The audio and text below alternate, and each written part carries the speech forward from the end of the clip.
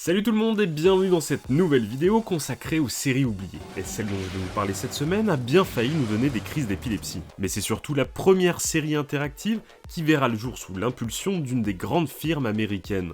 Et de quoi ça parle ? Voici la Terre en 2147, ou plutôt ce qu'il en reste après la guerre des métaux, après que l'homme ait affronté les machines et que ces dernières aient gagné. Les biotrons, créatures monstrueuses, poursuivent les rescapés humains pour les intégrer. Mais des cendres de la guerre des métaux a surgi une nouvelle race de guerriers, entraînés dans le but d'anéantir le seigneur Biotron et son empire. Ce sont les soldats du futur, le dernier espoir du genre humain. Ils constituent la plus formidable force de combat que la Terre ait connue. Leur credo ? Protéger toute forme de vie. Leur promesse ? Mettre un terme à l'hégémonie du seigneur Biotron. Leur nom ? Captain Power et les soldats du futur. Et je vous en dis plus après le générique.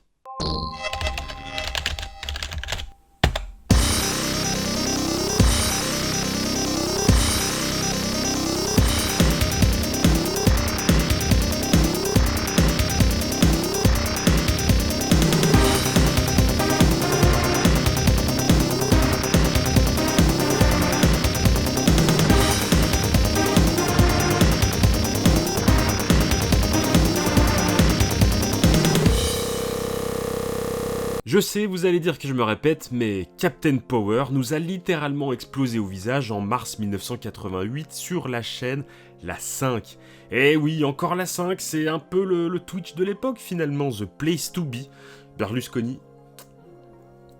Donc vous l'aurez compris, on a affaire à une série SF post-apocalyptique s'adressant plutôt à un jeune public. Oui, enfin bon, ça on va y revenir après. Au niveau format, on est quasi sur un Sentai ultra dark, un peu comme si les Bioman s'étaient retrouvés dans l'univers de Terminator. Ici, pas de force rouge, leur chef c'est le capitaine Jonathan Power, Captain Power, bah ça tombe bien, c'est le nom de la série du coup. Et il est doté d'une bio-armure qui le rend balèze. Hawk Masterson, lui, a une armure volante, Tank Ellis, c'est le gros bourrin de l'équipe, et Scud Baker, agent d'infiltration avec une armure à la Kid Caméléon qui est super classe. Et le caporal Jennifer Chase, pilote de l'équipe, seul perso féminin qui n'a pas de nom de famille. Et si t'es en train de googler pour savoir si elle est toujours bonne, te fatigue pas. Oui, et d'ailleurs on se souvient très bien d'elle car on l'a vue entre autres dans Armageddon. Bon, pour les autres acteurs, vous fatiguez pas, ils ont pas fait grand chose. Enfin, on peut parler du Capitaine Power, incarné par Tim Dunnigan, qui devait jouer à la base le rôle de futé dans l'agence Touriste, mais il était tellement mauvais qu'il a finalement été remplacé par Dirk Benedict. Ah si, et dans l'épisode 14, on aperçoit l'excellent William Davis, aka l'homme à la cigarette dans X-Files. Et ça valait le coup d'en parler. J'en ai plein le dos. J'ai le postérieur endolori. Oh, et c'est bon, ça va, j'enchaîne. En plein boom de l'informatique, cette série exploite un concept qui est loin d'être nouveau, mais qui aura, grâce à l'électronique, de nouvelles armes, l'interactivité. Depuis l'Antiquité, l'être humain a essayé d'interagir avec son environnement et les éléments qui l'entourent. Major Masterson, qu'est-ce que ça vous évoque, vous, l'interactivité ? Je voudrais te présenter une amie. Tu peux me rejoindre ? Oh non mais ça va pas ! Tout ça pour dire qu'avec l'interactivité, on donne un rôle à jouer au consommateur, enfin au spectateur. Et il a l'illusion d'être impliqué dans l'histoire. Bon, je vous ai dit que c'était la première série interactive, j'ai menti. J'ai le droit de savoir pourquoi. Oui, tout à fait. Et on peut même vous le lire en chanson.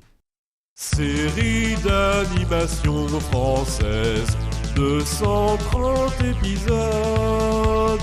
Les enfants collés des formes en plastique sur leur écran cathodique pour aider Dactymore et Téline et les vers dans leur voyage galactique.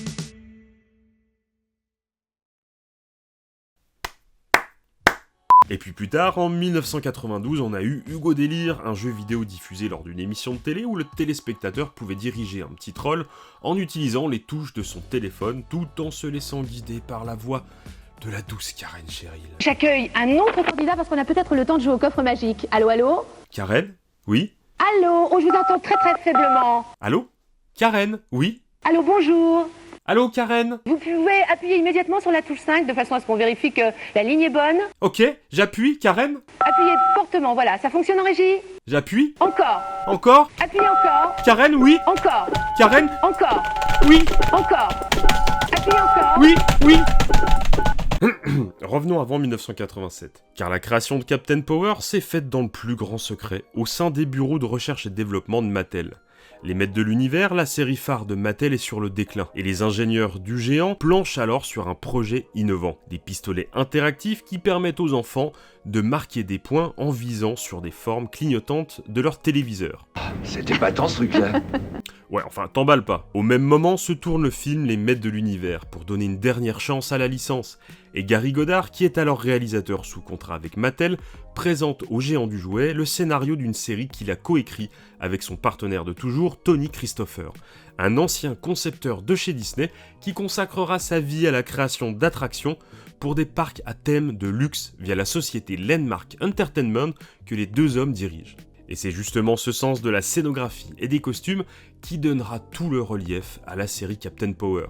Pour produire leur show, Goddard et Christopher ont besoin d'un partenaire aux épaules suffisamment solides pour financer une telle série, car elle sera la première au monde à intégrer des images de synthèse. Mattel accepte le scénario, à la condition d'y inclure des phases interactives pour que les enfants puissent aider leur héros préféré en tirant sur leur télé. Les pistolets se transforment alors en avion, et si le joueur est touché un nombre trop important de fois, c'est le pilote qui est éjecté du cockpit. Et pour compléter le tout, Mattel a donc sorti tout un tas d'action figurines reprenant les personnages de la série, et bien entendu les vaisseaux interactifs. Des vaisseaux qui ne marchent absolument pas. Pendant le tournage, l'équipe reçoit les prototypes des jouets afin de pouvoir les tester, et rien ne fonctionne. L'équipe technique a dû alors imaginer un nouveau système qui consistait à incorporer des cadres verts sur les armures des méchants pour ensuite les remplacer en post-production par des grilles rouges dont les fréquences réagissent avec les pistolets. Seulement cette contrainte les a obligés à conserver un éclairage et des couleurs constantes sur l'ensemble de la série.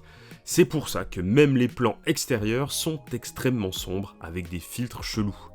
Et pour les plus masos d'entre vous, sachez qu'il est tout à fait possible d'y jouer encore aujourd'hui, grâce à la VHS, aux jouets, un magnétoscope et une télé cathodique. Bon courage. Pour ce qui est des figurines, l'emballage était sublime, enfin c'est mon avis. Mais l'idée d'avoir des petits personnages volants, ça c'était vraiment très très cool.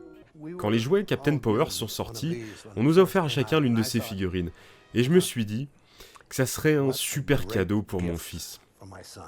Ça serait une chose incroyable de rentrer à la maison et lui ramener une statue en plastique de son père qui travaille depuis des semaines sur cette série.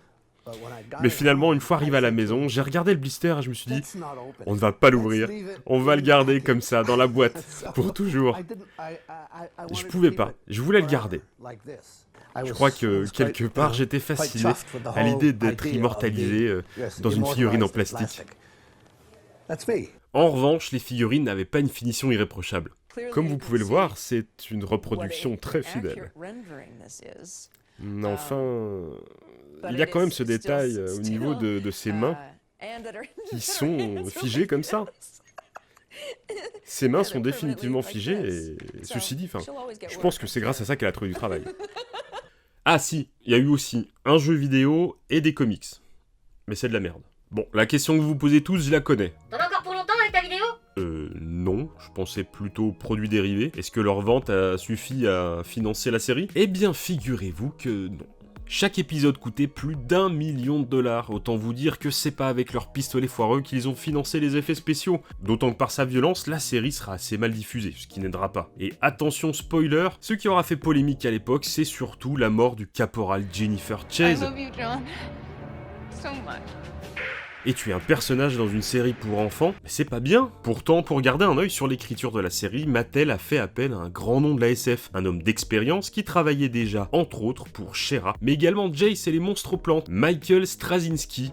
Et si son nom ne vous dit rien, sachez que c'est à lui qu'on doit Babylon 5, le film Thor, ou encore l'excellente série Sense8 réalisée par Lana et Lily Wachowski. Le bonhomme est un hyperactif de l'écriture car depuis la fin des années 90, il est également auteur pour une multitude de comics aussi bien chez DC que chez Marvel. Bon, tout ça pour dire que quand ça veut pas, ça veut pas. On se retrouve avec une série qui se veut plutôt innovante et qui reste largement regardable, qu'on soit enfant, ado ou adulte, pour peu qu'on ait un peu, voire beaucoup d'affinité avec la SF et les robots, et qu'on soit pas épileptique. Après une seule saison de 22 épisodes, la série s'éteindra pour sombrer dans l'oubli, alors qu'une saison 2 était pourtant imaginée à base de personnages aquatiques et de femmes robots qui avaient l'air plutôt cool. Il aura fallu attendre 2016 pour entendre parler de Captain Power. Une suite intitulée Captain Power Phoenix Rising était prévue et un trailer est même sorti. Mais Goddard est un poteau du réalisateur Bryan Singer, le réalisateur de X-Men, celui qui a été condamné pour harcèlement sexuel. Et tout comme son pote, c'est un gros cochon. Voilà, hashtag balance ton porc et la série à la poubelle. Et ben voilà, cette nouvelle vidéo consacrée aux séries oubliées est à présent terminée. Je vous laisse me dire en commentaire si vous vous souveniez de Captain Power ou si au contraire vous l'avez découvert avec moi.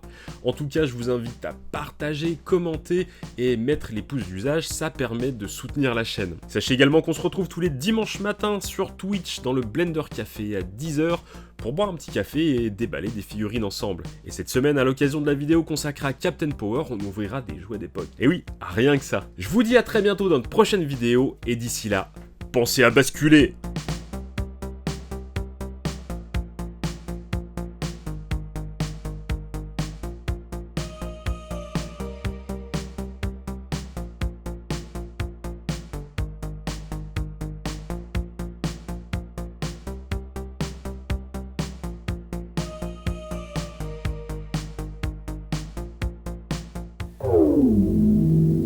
Basculez!